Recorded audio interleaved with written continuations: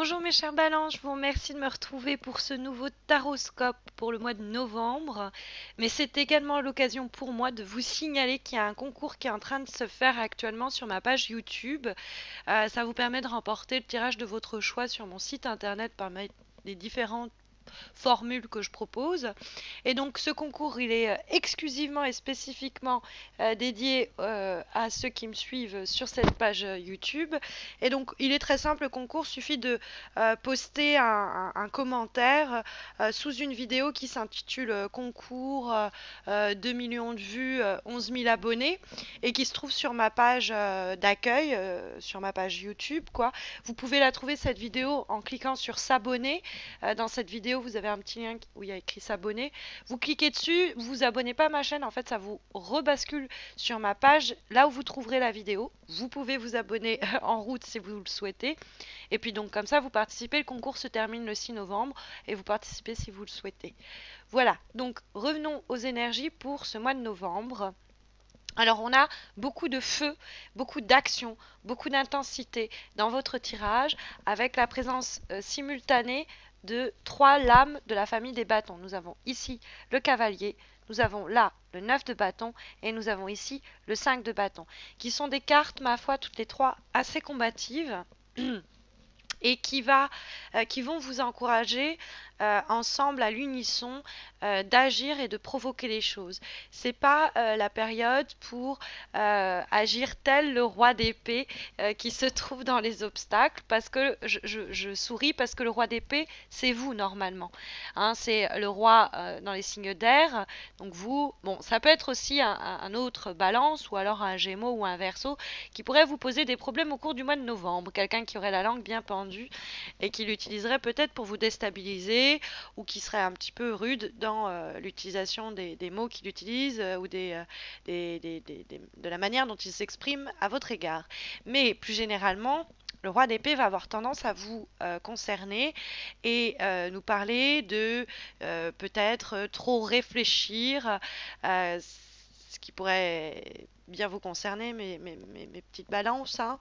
Euh, trop réfléchir et trop penser les choses, quand ce mois de novembre, le tirage va vous préconiser d'agir, hein. La direction que prennent les choses, c'est quand même le 5 de bâton, carte de lutte, on remonte les manches, on se lance dans la mêlée, on y va franchement, avec le 9 de bâton qui n'hésite pas à s'affirmer, à s'imposer et qui se laisse pas marcher sur les pieds. Il est temps de montrer ce que vous valez, ce que vous voulez, et peut-être en, en rapport à ce signe d'air ou à cette personne-là.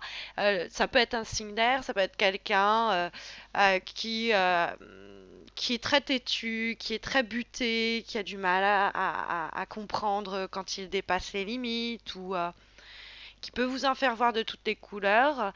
Et c'est peut-être vis-à-vis de cette personne-là que le 9 de bâton se dresse bien droit pour nous dire attention, lui là il faut le garder à l'œil, faut savoir si on peut lui faire confiance par exemple.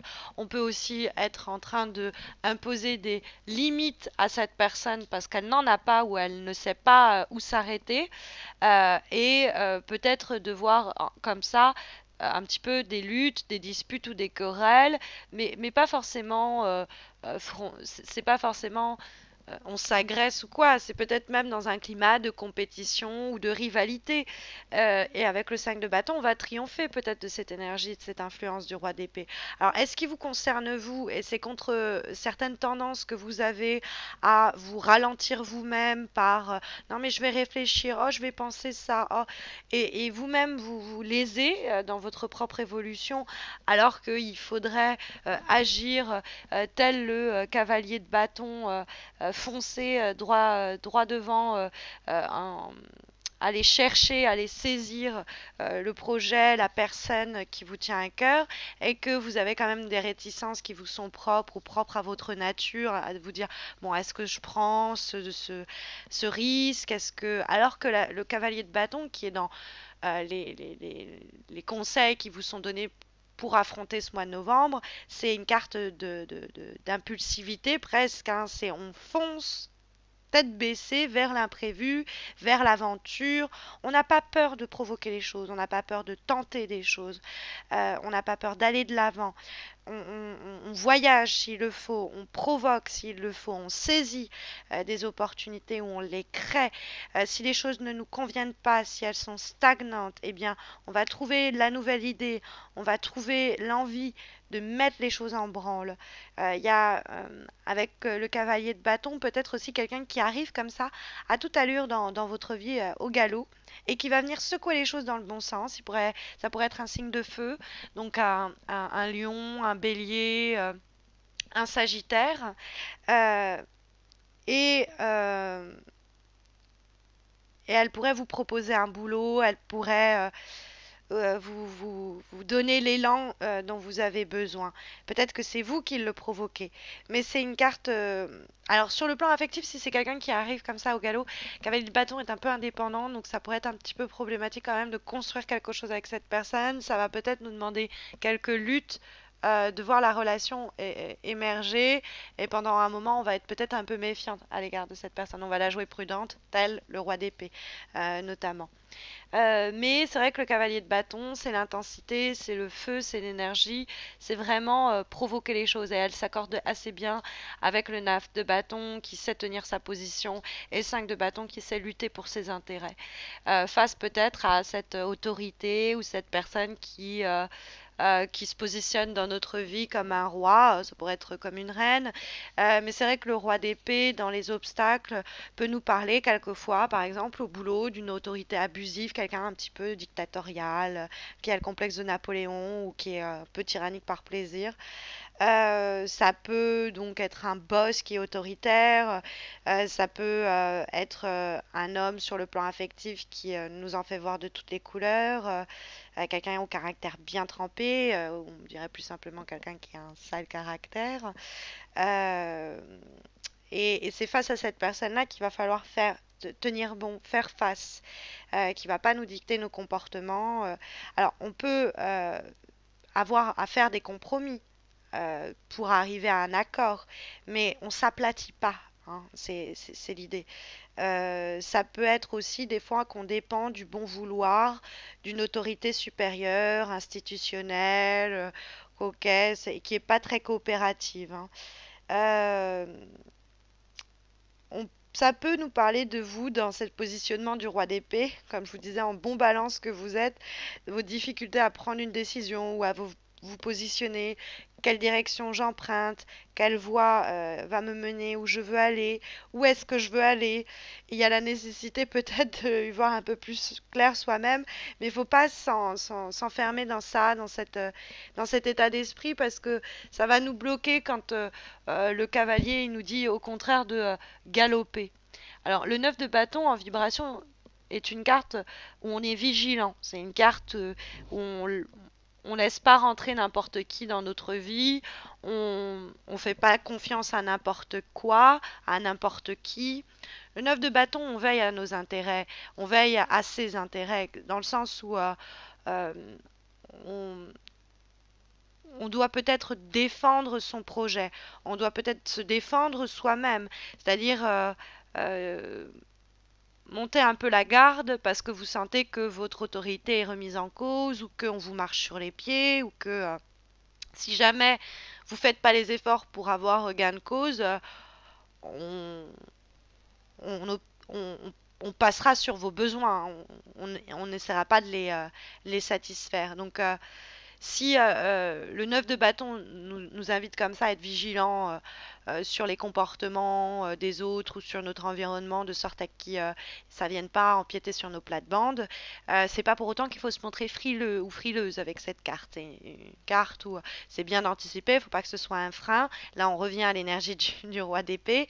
Il y a peut-être une période un peu de stress ou de tension. Si c'est le cas, on n'en rajoute pas. Hein, on rentre pas dans le jeu de cette énergie du roi d'épée si c'est pas nous, mais que ça vient de l'extérieur. Bah, on va pas, comment dire, nourrir les disputes ou les conflits. Mais c'est pas pour autant, comme je vous disais, qu'on va on va regarder le sol et encaisser, au contraire, notamment avec ce 5 de bâton est bien aspecté et qui nous parle de lutter pour ses intérêts, qui nous parle en plus de lutte qui amène à des succès, à des victoires. Il y a des batailles, mais que l'on remporte. Le 5 de bâton, c'est une carte où on est à plusieurs. Quelquefois, c'est pour ça qu'il y a une rivalité, une compétition. On brigue peut-être un poste ou quelqu'un même qui est déjà pris ou prise par quelque chose ou quelqu'un d'autre. Et donc, on rentre dans cet état compétitif, on va faire tout ce qui est en notre pouvoir pour obtenir gain de cause ou pour accomplir ce dessein, atteindre cet objectif. Et en l'occurrence, quand la carte est à l'endroit, même s'il peut avoir, enfin, est à l'endroit, est en issue et qu'elle se marie avec le cavalier de bâton qui est bien aspecté dans les aspects positifs avec le 9 de bâton, il y a l'idée que une fois qu'on tente sa chance et qu'on fait du mieux qu'on peut, il y a un succès au bout qui est franchement possible, quoi. Ça peut mener à quelques querelles ou des difficultés, mais tant qu'on ne les ignore pas, et qu'on se bat pour faire émerger ces nouvelles opportunités, pour se diriger vers ce que l'on aime, pour arriver enfin à pousser un soupir de soulagement une fois que les épreuves ont été surmontées et qu'on mette toute son énergie à cet égard parce que tout va reposer quand même sur notre force de volonté, notre détermination, etc. À pas rentrer dans le jeu du roi d'épée, c'est-à-dire se comporter tel le roi d'épée ou cette personne qui nous tracasse et qu'on y va franchement, on va obtenir gain de cause. Alors quand je dis on y va franchement, c'est aussi l'idée qu'on y va tout court et qu'on ne va pas, par exemple, remettre à plus tard. Pourquoi je vous dis ça? Parce que l'avant-dernière lame que nous avons comme conseil pour ce mois de novembre, qui est issue du tarot au Shosen, relecture des lames majeures et mineures du tarot de Marseille, nous avons la carte postponement, qui est l'idée donc de remettre à plus tard les choses. Et ici, c'est visiblement problématique, c'est critiqué par le tirage, par le tarot au Shosen, puisque cette carte nous montre cette personne qui est dans la grisaille totale, qui regarde par la fenêtre, ça a l'air super bien, c'est coloré. La couleur commence à contaminer son espace intérieur, c'est-à-dire là où elle se trouve, mais elle reste quand même dans le noir et blanc, la couleur étant la vie, l'action, le mouvement, et postponement, c'est l'idée de remise à plus tard. Alors c'est une carte qui nous dit justement qu'il ne faut pas se paralyser soi-même par la réflexion ou la peur ou les craintes. Hein, je reviens sur le roi d'épée. Parce que on pourrait se faire passer soi-même à côté de certaines opportunités, on pourrait rater le coche parce que on reste dans cet état un peu indolent où on procrastine, où on a peur, où on n'ose pas, où on réfléchit et ça nous empêche d'agir et pourtant dès qu'on se met en action et que les événements se sont réalisés, on se dit mais pourquoi j'ai attendu aussi longtemps? Donc c'est une carte qui nous dit qu'il faut se décider. C'est vraiment, bah, c'est le dicton. euh, Pourquoi remettre à demain ce que je peux faire aujourd'hui? Bon, c'est pas le dicton exactement, mais vous aurez compris l'idée, quoi. Et en dernière lame, issue cette fois-ci d'un oracle, celui pensé et dessiné par Salerno, qui est l'oracle de l'amour universel, nous avons la carte, hop, Earth Connection. Vous allez me dire, ah ben, c'est la même chose que ce que... On dirait pas que vous avez retourné la carte. Oui, c'est la même chose, parce que il y a une des cartes qui a été utilisée pour servir de d'autres cartes. Earth Connection, c'est quand même le tronc d'arbre. Moi, ça me fait beaucoup penser au 9 de bâton. C'est être bien enraciné, c'est lui qui tient bien droit dans ses bottes, qui sait ce qu'il veut, qui se fait pas, même si c'est comme le roseau qui va plier, il va se tordre, il va pas se casser, il reste debout. Et il y a ce tronc d'arbre comme ça qui tient fort, qui sait ce qu'il veut, qui sait qu'il mérite, qui sait ce à quoi il aspire. Et il y a une idée comme ça de colonne vertébrale, un peu confiance en soi, et qui est une très belle lame qui nous dit justement qu'on va voir certains de nos problèmes disparaître et ça va nous apporter une perspective beaucoup plus claire de la situation, de notre vie, du chemin que prennent les choses. Mais pour moi, ça débouche aussi de l'attitude qui doit être la nôtre au cours du mois de novembre, des combats à mener pour, donc pas remettre à plus tard, défier un peu ce roi d'épée et obtenir gain de cause. Donc il y a un combat à mener hein, au cours de ce mois de novembre, mais il y a beaucoup de chances, pardon, pour que vous en sortiez victorieux. Donc tentez votre chance, faites tout ce que vous pouvez pour obtenir ce que vous visez. Voilà mes chers balances, j'espère que ça saura vous aiguiller, vous aider au cours de ces prochaines semaines. Mais si vous avez besoin de quelque chose de plus spécifique et de plus approprié à vos besoins et vos problématiques actuelles, vous savez qu'il y a ce concours que j'organise sur Facebook et qui permet de remporter un tirage en croix comme celui-ci, mais qui permet de répondre à la question qui vous occupe actuellement. Et puis comme je vous le disais, il y a aussi le concours qui se termine le 6 novembre sur ma page YouTube auquel je vous invite à tenter votre chance si vous en avez envie. Et puis bah écoutez, moi je vous souhaite de très bonnes semaines à venir. Je vous retrouve à la fin du mois de novembre pour le dernier horoscope de l'année 2017. Et puis bah écoutez, d'ici là, prenez soin de vous.